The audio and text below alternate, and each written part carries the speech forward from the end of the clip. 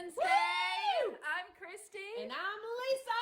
And we're thrilled to be spending this time with you where we learn about another new wild animal. Yes, and where we can find that wild animal in the Bible. Yes, very cool. Yes, very cool. I love Wild Wednesdays. I love spending time with these great people here. What's happening? We have to do something first, though. Oh, the thing. We get to do the thing. Okay. Now, if you remember last week, there was some very unfortunate, it was a series of unfortunate events, just like Lemony Snicket. This one cheated. No, she pinched me. So, okay, we're going to see what wild animal noise you can make and what we're going to make. Have you thought about it? It's a whole brand new week. Loud. We want to hear it. No pinching. No, Lisa. No pinching, just wild animals. Wild animals. Are you ready? Okay, now think of what it is, and we want to hear you, so make sure it's really go for it as best as you can. I'm going for it. Yeah. Here we go. 1, 2, 3. You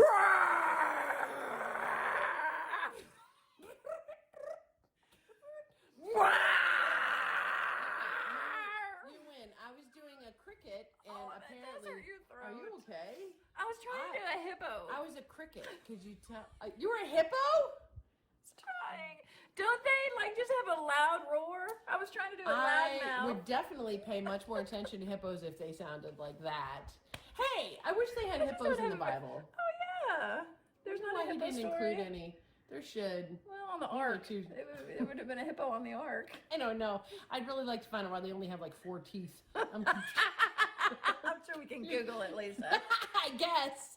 Anyway, well, that was a great sound. Enough you guys about sounded that. great. It's time I to could hear barely about hear you over her. My hippo. Your hippo.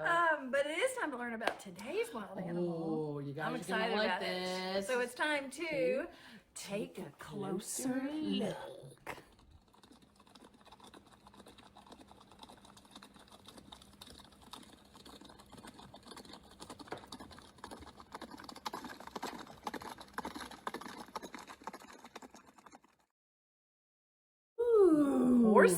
Horses. And chariots. That's magnificent. Yeah. What in the world? Horses.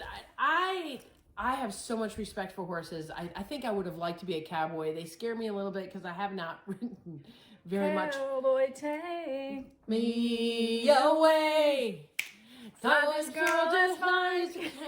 I think I got the words wrong too. Yeah, I get the words wrong. Sorry. But Christy has a great history with wild horses. Tell them a little bit about that. Well, I don't know how wild she was, but I think I've talked about her. I think I've talked about her before. Was her name Molly? Mandy. I had a horse when I was a little girl, and her name was Mandy. And she didn't like to run. She liked to walk. She was actually not wild at all. No, she wasn't wild. That's what I said. She wasn't wild. No. But I loved to ride her, and so I'd ride her, and I've told y'all this story before if you remember it. And she'd, I'd be like, "Come on, girl, let's go."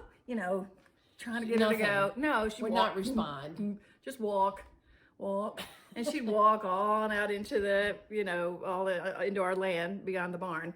And then finally I'd be like, "Okay, fine. We'll go back." So I'd turn her around, and she boom take off towards the barn. So I'm like, hold on. Riding her, but that was the most fun though, because it was when she was wild. Yeah, going fast. When she was fine and going fast. So we'd take off to get back to the barn, so I'd feed her. But yeah, she When she was wild, you could feel the power. She was her. very powerful. Yeah. Yes. In fact, absolutely. Yeah, it's something I've learned because I teach history at a high school, and one of the things that I teach in history about horses is that horses are very important in battles, and then when chariots were invented, it was a few thousand years ago, but there was a time when chariots were the new thing. If you had horses and chariots, it was very hard to beat you. You were set. You were set. And so, that's neat. Yeah, it is really kind of neat. And so, anyway. So, well, what does that have to do with the Bible? What's wild got to do with it? I'll tell you what these wild horses and chariots have to do with the Bible, because it is an amazing thing in this story. Once again, we're in the Old Testament. Hopefully you're getting some more appreciation for this. And this is dealing with a prophet named Elisha. Yes, and this is so exciting. I love this story, so I'm gonna have to refrain a little bit and not get too wild myself and keep this to a short, telling of I'll this. just give you a big Yes.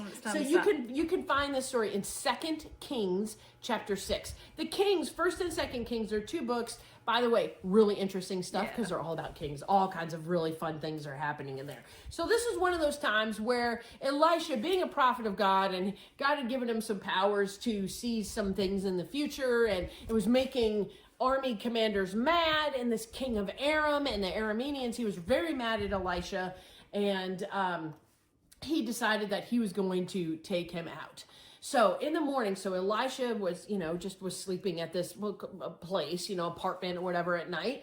And when he woke up, his servant, who was helping him out, looked out the window, and Elisha's whole city and like his building was surrounded by this king of Aram and all of the soldiers, and they had come to get him. Yeah. No, that's a wild story. Yeah. No, it gets wilder. Of course, you guys are like, oh, it's about horses and chariots. Get to the whole. Okay, this is what's cool. Elisha, yeah, cool as a cucumber, looks, and at the guy, and he's not worried at all. Okay, and it's like Elisha's nuts at this point. Elisha then prays to God. He says, "God, let my servant see." So God then allows the servant to see more than he had just seen with his human eye, and reveals to him as he looks out the window that around the king of Aram's soldiers and army, there was a heavenly, fiery, burning army of horses and chariots, an angelic, fiery army of horses and chariots. And Elisha would say, "See, we've got him." Wow. And the story continues about how, yes, he took control of the army. He actually didn't hurt the king at all. He actually showed him grace and love and gave him food which is a great part of the story. So go to 2 Kings 6. And I love this story because we love superhero stories. And to me, this is right up there with something you might see in the Avengers or Batman or Lord of the Rings. Absolutely. I mean, and this is stuff that God provides to help people have faith in him and his powers. Yeah, what a way to see it's God's good, power. Man. It's wild. And it's Wednesday. All right, we got to calm her down, everybody. Calm her down. I love that story. It's awesome. It's so good. All right, well, thank you, Lise. I wonder if when they went, if like they spit fire, do they have like fiery oats? Okay, we'll talk about that next time. Okay, fiery oats, time to go. We'll talk about it next week. All right, well, it's good to see you and talk to you guys, and we'll see you next week on Wild Wednesday. But until then, don't forget, God is wild about you.